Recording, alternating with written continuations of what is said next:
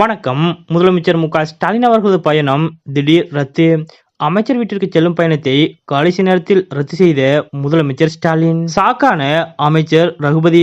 இதை பத்தின முழு விவரத்தோட இப்ப நம்ம பார்க்கலாம். தமிழக சட்டத்துறை அமைச்சரும் புதுக்கோட்டை தெற்கு மாவட்ட திமுக செயலாளருமான எஸ். ரகுபதி அவர்களது பேரன் doctor S. Nachiyappan Raghupathi, doctor P. Alagammai திருமணம் புதுக்கோட்டை அடுத்த புதுப்பட்டியில் இன்று காலை நடைபெற்றது. இதைத் தொடர்ந்து திருமண வரவேற்பு விழா இன்று மாலை 6 மணி அளவில் புதுக்கோட்டை ஜே கல்லூரி வளாகத்தில் நடைபெற்றது.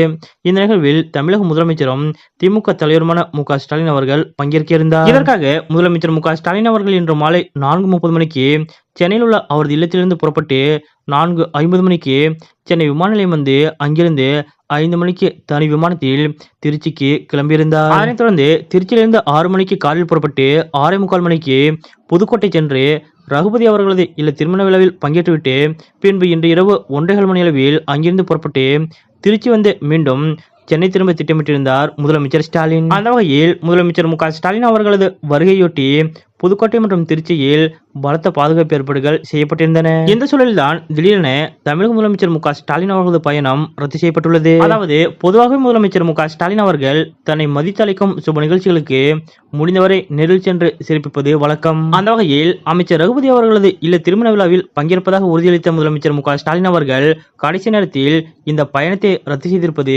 அனைவரது கவனத்தையும் ஈர்த்துள்ளது. ஆனால் முதலமைச்சர் மு.க.ஸ்டாலின் அவர்களது இந்த பயண திட்டம் ரத்தானதற்கான காரணம் இதுவரை தெரிவிக்கப்படவில்லை. ஆம்ஸ்ட்ராங் சம்பவம் காரணமாக முதலமைச்சர் மு.க.ஸ்டாலின் மற்றும் திமுகவை எதிர்க்கட்சிகள் கடுமையாக குற்றம் சாட்டி வருகின்றனர். மேலும் சென்னையில் கடந்த 2 நாட்களாக பரபரப்பான சூழ்நிலை நிலவி வருகிறது.